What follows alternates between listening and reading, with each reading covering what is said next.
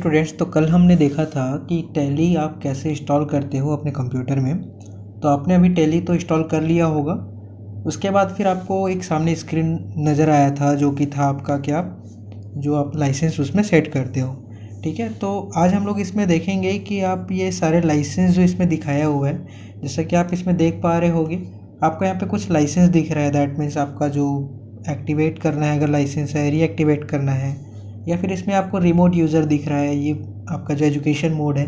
तो ये सारी चीज़ें होती क्या है ये हम लोग देखेंगे ही। साथ ही साथ आज हम लोग ये भी देखेंगे कि आपको यहाँ पे कुछ चीज़ें दिख रही होगी, जैसे कैलकुलेटर है, कॉन्फ़िगरेशन है, और आपको यहाँ पे टैली शॉप दिख रहा है। ऐसे कुछ कुछ चीज़ें हैं जो आपका क्या होता है, इसके जो टैली के फीचर्स होते हैं, या फिर आप कह सकते हो कि इसका जो यूज़र इंटरफेस है।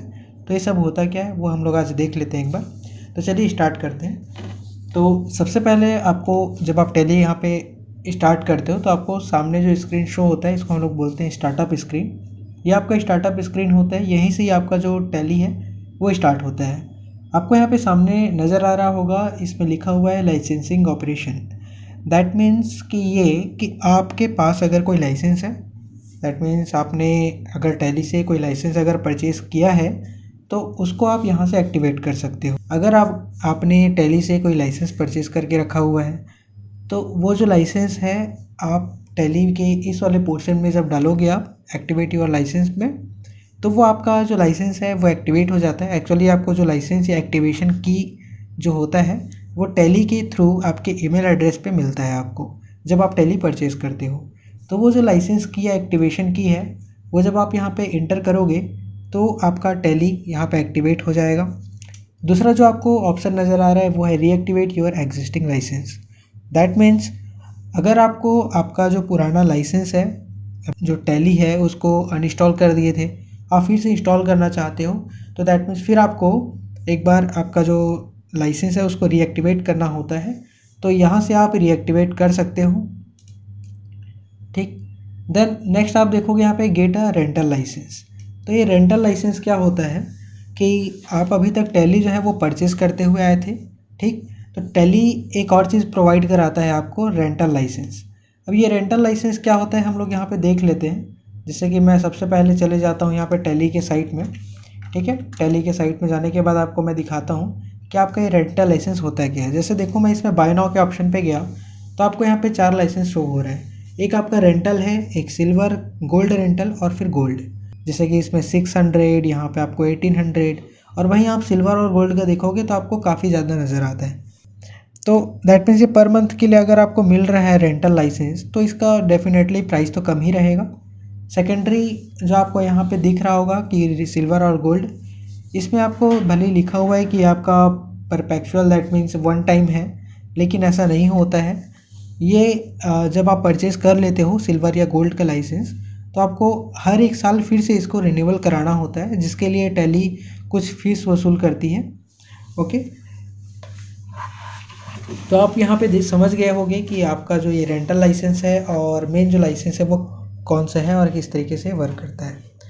दूसरा, हम लोग अब जो टैली में फिर से वापस आ जाते हैं। आपको एक और यहाँ पे दिखाई दे रहा है कॉन्फ़िगर एग्जिस्टिंग लाइसेंस।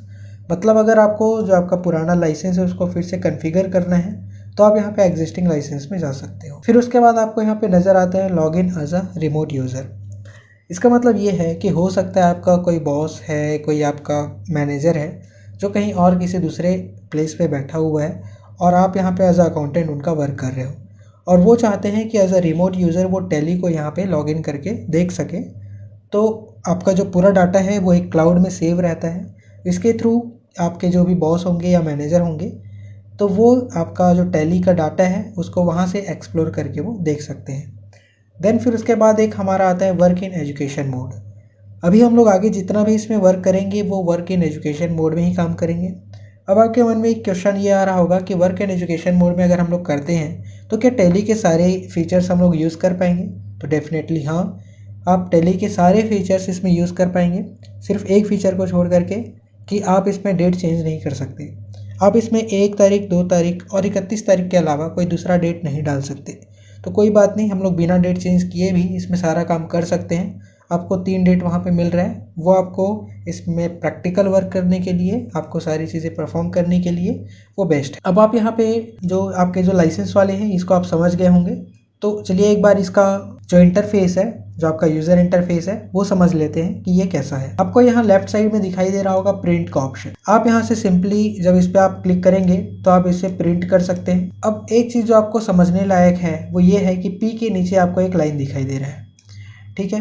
अब पी के नीचे आपको एक लाइन है, इसका मतलब ये है कि इसमें जो आपका जो कुछ कमांड्स होंगे, दैट मीन्स आपके जो शॉर्टकट्स हैं उसको कुछ अलग अलग तरीके से बांट दिया गया है।